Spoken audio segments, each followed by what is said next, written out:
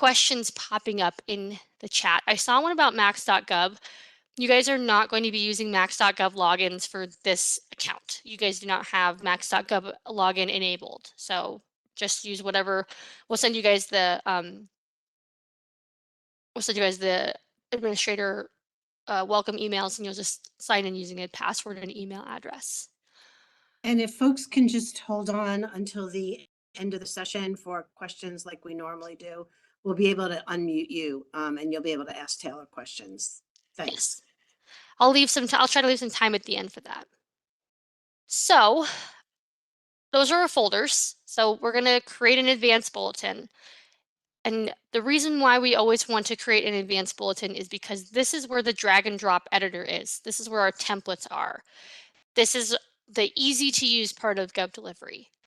Create bulletin is a holdover feature from something else. If we click into here and we create a bulletin, it's just like a regular email editor.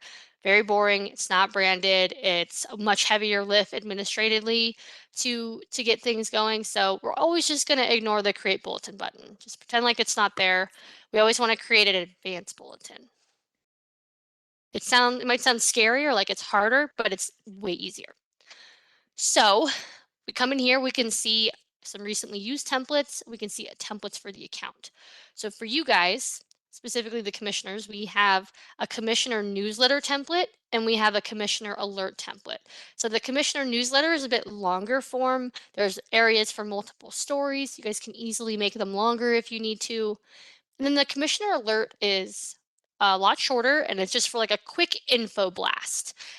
Maybe if trash trucks are going to be delayed because of a snowstorm or something else. I'm not really sure what you guys send out information about, but we've got a short form info blast and a long form newsletter.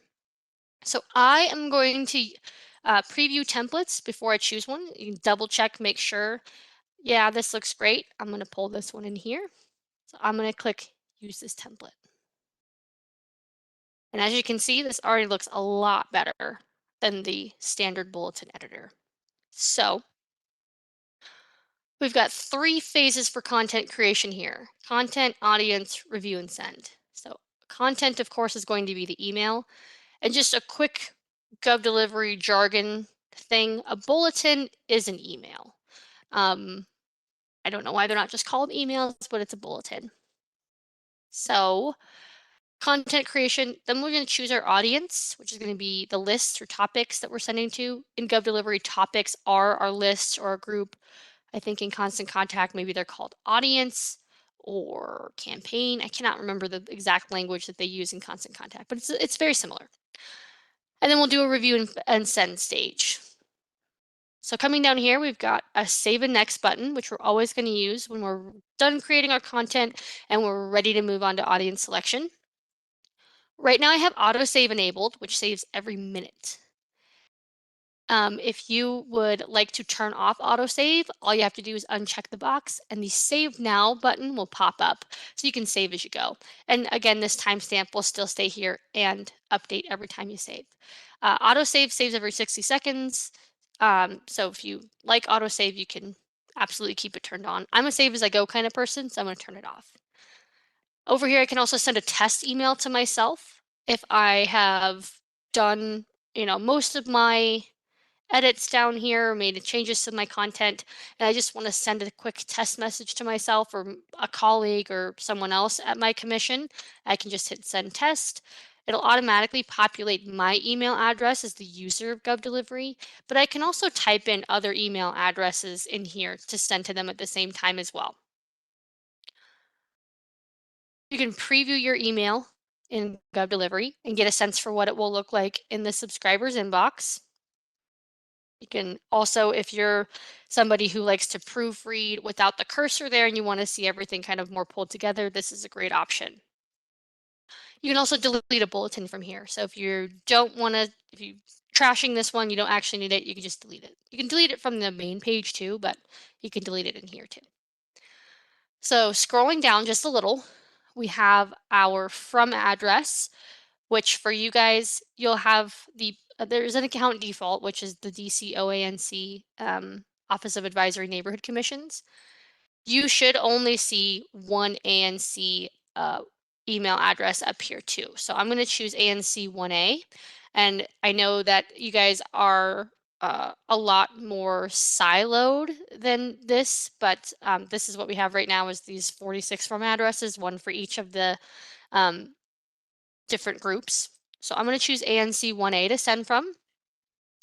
Subject line box is here. I think we're all pretty familiar with the subject line. You have to have a subject line to send out of GovDelivery. It will not let you send until you have something in here. So we'll just do test. Pre-header is another box here. It's not required to send, but it is a little box where you can give people an idea of what is in this newsletter or announcement if that's not reflected in the subject line. You can give like a little enticing blurb. We want to get people to open our emails, of course. So a pre-header, there is data that says that pre-headers increase open rates. So absolutely, if you want to do a pre-header, we definitely recommend it. So then scrolling down just a little bit more, we're going to be in the drag and drop editor. And if we look over to the right, we can see the template name that I'm using, which is Commissioner Newsletter. And then we see these two tabs here, content and themes. Themes are going to be like the background color, text color, font color, all that stuff. We want to leave this custom because this is branded for your DC colors. If we switch this to default, it goes to the GovDelivery default setting as a software, which is boring and obviously messes with a couple things. So we're going to leave this custom. What we want to do is click over here to content. And this is where those drag and drop pieces come in. And I know that Constant Contact and MailChimp have something like this. So we have these 6 kinds of content that we can pull in. I'm not sure how similar these are to MailChimp and Constant Contact, so we're going to go into them more in depth. So as I'm hovering over here, you guys can see, there's gray boxes that pop up on these individual content blocks, but there's also this big blue line that shows up around content too. And that's because this is a section. And you can see this little compass over here on the left and a little trash can over here on the right. So with the compass, I can reorder the sections if I decide that I want this one up here, or if I decide this newsletter is too long and I don't want this double column piece, I can just delete it using the trash can too. If you delete a section, there is no undo button. So if I delete, let's say I accidentally or I delete this 2-column section thinking I don't need it, and then I realize later, oh no, wait, I do need the 2-column section, I want it, I'm going to need to start over with a new template. So pulling in a template, getting a new draft going, because there's no way to get it back. If I delete, like for example, if I delete this text and image box, I can, and I'm like, oh wait, I do need that. I can come over here to the drag and drop menu, grab it and pull it back over in here. So I think a lot of us are probably familiar with drag and drop, but you're just going to put your little cursor over here, which will turn into a hand, click and drag. And then once you're ready to, you'll see like the different sections moving around. Once you find where you want it to go, you'll just release the left clicker. So we've got 6 different content blocks: heading, text, image, image and text, section divider, and button. I'm going to start with the text box because that one's I think it's easiest to start there. So that's what this one is. And I can see my little pointer finger popping up and this gray section this gray outline popping up around my content block. So I'm going to click on it to edit it, and my little editing box pops up. So we can see that I have some edit options, undo and redo, which I can do undo text or undo delete in here, but it only applies to text in this box. It does not apply to the section or anything else that I've deleted. It also doesn't apply to text in a different text box. So the undo, redo are only for this content box. Cut, copy, paste, of course, some typical stuff. You can format with bold, italicizing, and underlining. You can insert a horizontal line, which is a section divider, essentially. A link, an anchor, which is for anchor links, which I'm not going to train on today. And then a special character. So special character menu. It's kind of limited, but it's got the stuff that you would need if you don't have another language keyboard. If we want to insert a link, because GovDelivery does not do attachments in a traditional email sense, what you'll do is if you like, let's say you wanted to attach a PDF, you would link the PDF file in GovDelivery, which we'll go over in just a second. And then when someone clicks on the link, it'll open the PDF in their web page, or their web browser. So I'm going to go ahead and click on link here. So I've got a couple different options. I've got web link and files. We're not going to worry about landing pages today. Web link is going to be like a URL, it's like a hyperlink. So if you're linking to another website, you can create a clickable email link, which is nice for our subscribers. I do recommend that if you're going to put a linking an email, make the email and the text to display box the same, because screen readers will only read the text to display and not the email itself. So I would just mirror these boxes for best ADA practices. Anchor, which is again another anchor link thing. And then macro. Macros are customized links in GovDelivery, and all of them do different things. These macros are going to be the URL macros that are programmed into the software. So for example, the subscriber preferences URL. This macro has metadata in it that knows the email address of the individual recipient of this email. So if I, as taylor.sites@granicus.com, get this email and click on this custom URL that gets generated for this macro when I hit send, it'll take me right to my preferences page. So I don't have to re-enter in my email address. So it's a small thing, but it's one of those streamlined subscriber experiences that people really like and they kind of expect now from the government because they can easily get it in the private sector. You can, of course, if you afraid of macros or you don't like them, you can always link back to the subscription page that's going to go on the website, and people can go to that page, re-enter their email address, and it will take them to the same thing, the subscriber preferences page that's custom to them. But it's not a custom link. They do have to type in their email address again. You've also got the one-click unsubscribe URL, which is another custom link that is specific to the subscriber's email address. If they click this link, they'll be automatically unsubscribed from all of the topics in your GovDelivery account. So they don't have to confirm their email address and click a bunch of buttons and do a bunch of things, check a bunch of boxes. It's just one click and they're done, which is just, again, another easy way to streamline that subscriber experience. There's a couple other ones in here. We're not going to get it. We don't really need to go over all of them, but just know that there's a couple cool things in here that we can link for the web links section. That brings us to files. So like I said, we don't do attachments in GovDelivery, but you can upload a file here. You just choose one from your computer. You'll just grab whatever and hit upload file. And then text to display. So you can do see our party flyer here. I don't know if that's how you spell flyer. So yeah, pops it right in there. So those are links. And we have tables. So if you would like to use a table or you need a table, you can set the dimensions in here. You can, of course, add columns and rows as well once you get the table created. You just want to have some starting point here. It's got some other table properties and some other things in each of these little menus. It's not as fancy or robust as Excel is, but it is a table. So if we come down here, we've got icons, and these are going to be really the same things that we saw up here. But you can align your text, of course. You got bulleted list, decrease and increase indents. You can do a block quote if you'd like.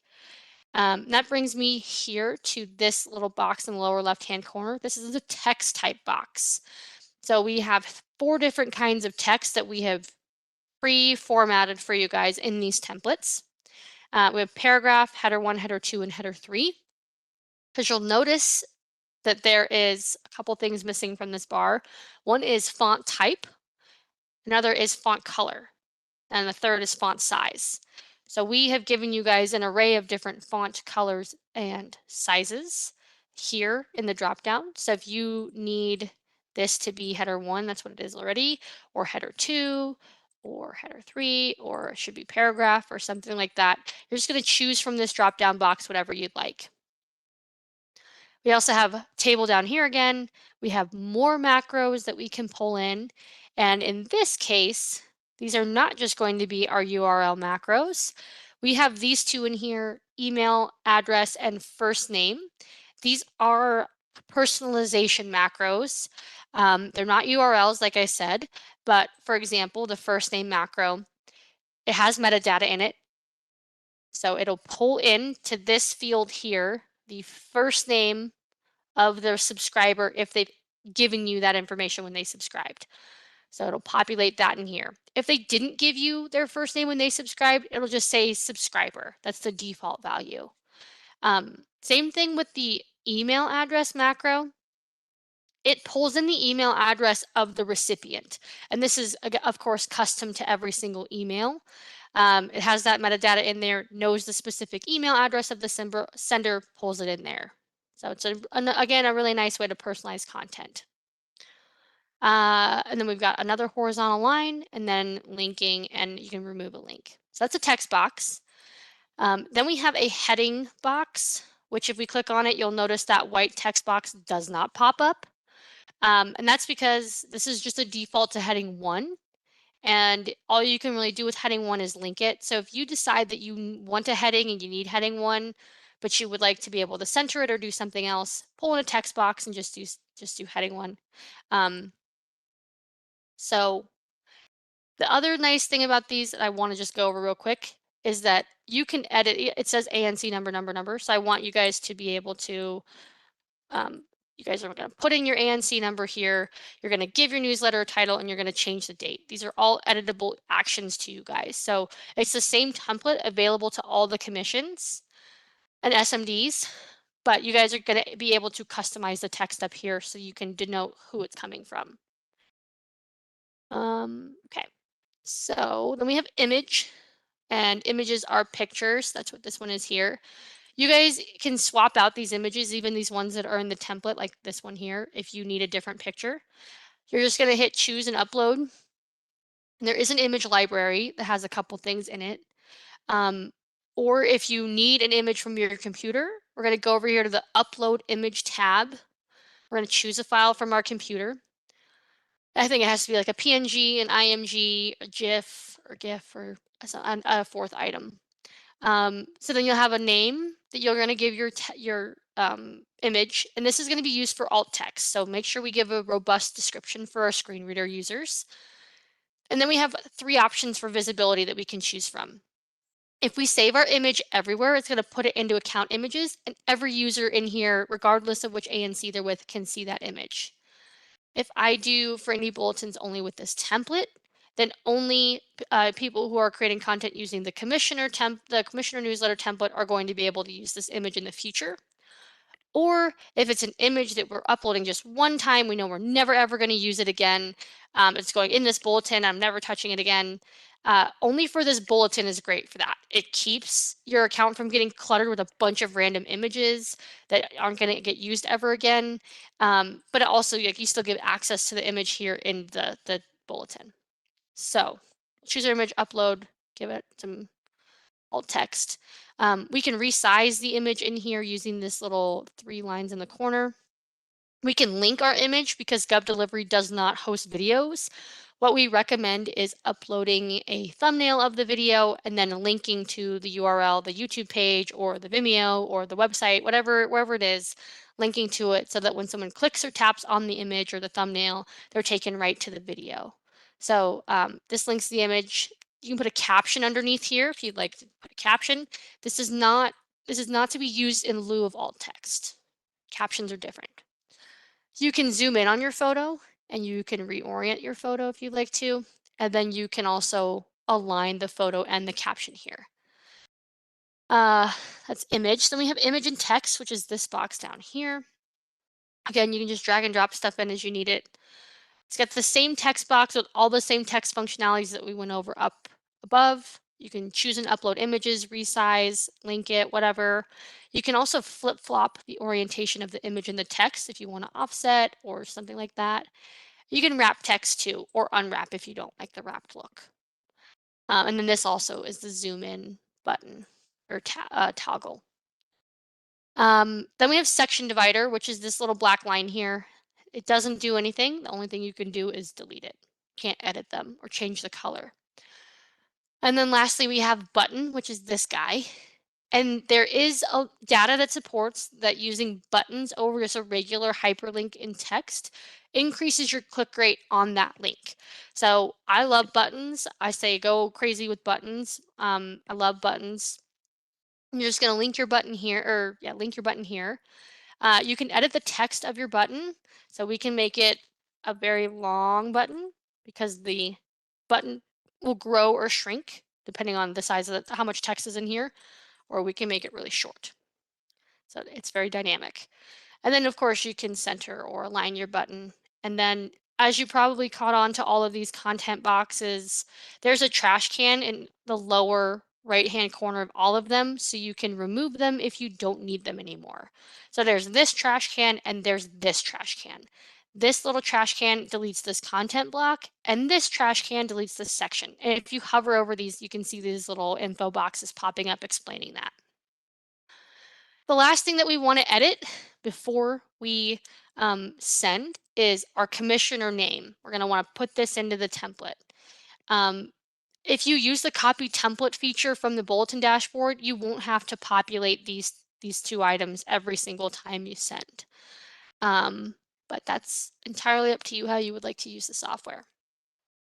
So once we have created our content, let's preview it real quick and take a look. We can see my two macros have rendered, and this is just the display preview macro, subscriber renders and email address renders. So you can see that looks a lot different than what these look like in here. So I'm ready to choose my audience now. I'm going to hit save and next. And that brings me to my recipient selection. This is where I'm going to choose my topics. So I'm going to click this blue button, this blue arrow, and that brings me to the topics that I am assigned to. So right now I'm only going to see stuff that I'm assigned to. There's way more topics in here than what we see here. There's like 360 of them. But I, Taylor, am only assigned to 1AO1's list. I'm only supposed to send to them. That's my business and no one else's. So I can check the box. And even like you see this all topic subscribers box populates. Even if I click that, I'm still not going to send to everybody an account because I'm only assigned to this one topic. I can apply criteria. I can apply based on if they have opened or didn't open a bulletin that I've sent before. If I'm sending a reminder, maybe I only want to send it to people who didn't open it, or maybe I only want to reach people who did open it, or people who didn't click a link or did not click a link in the last bulletin I sent. Or maybe I only want to reach subscribers that have subscribed to my topic in the last 7 days. Something like that. You don't have to use criteria when you send, but you can, and it allows you to really filter through your audience. Last thing is bulletin channels, which for us, message visibility, we always want to send public. This creates a web page version of our bulletin, which is what allows the text message feature to work. If we're sending something that is like a private communication, it's not for public consumption, it's just for like an internal memo or something, you can send private because it doesn't create the web page version. But if you are sending really to anybody who's public, for ADA compliance, we want to send public because like I said, it creates that web page version of the email. That brings us down to our text message. So it's Washington, D.C. ANC. You guys can type in your ANC number here, 1AO1. And then these macros will pull in the subject line of the email and then the short URL, so the web link to the web page version of our bulletin. That's what they're going to get as a text message. So once we've selected our audience, applied criteria if we want to, and we've selected our bulletin channels, crafted our text message, we're going to hit save and next again, and that's going to bring us to review and send. So I can edit my content from here. I can also click back if I want to. I can also edit my audience selection. I can hit send now and send it out right now. Or I can schedule a time for this to go out if I'm a busy little bee, or I've got a dentist appointment, or I just don't want to have to think about it anymore. I'm going to schedule it to go out tomorrow at 2:45 a.m. 2 a.m. or whatever. And then you'll just hit this done button and then hit schedule. So you'll notice that if I check this box, send now pops up. If I check schedule send time, schedule pops up. And then the last little thing is the send bulletin detail report. This is that report that I talked about a little bit earlier that has all of the reporting data about opens and clicks and all that good stuff. Um, if you leave this yes, it will send you a copy of the bulletin detail report in about 4 hours after send. That comes to your email inbox. If you don't want a copy of it in your inbox, you can switch this to no. The report still gets built in the software, it just doesn't send it to you, but you can still find it here in the reports tab. So that is bulletin sending. I have one thing I want to show you guys in topics, which Amani, you just asked how we're going to move existing subscribers over. We're going to get to that in just like 2 seconds. That's my next thing I'm going to talk about. But before I move on from the bulletin, I want to give people a chance to ask questions so I can just demo anything that you guys are still curious about here. So the floor is yours. Or if you want to type stuff in Gail, you can read them to me. I see them pop up, but I can't actually get like the whole thing. Sure, the questions in the chat, is that Yeah. okay? Hold on. If any of them have already been answered, I guess you could skip over them. Sure. Okay, let's get into the chat. Why is my chat not expanding? Okay.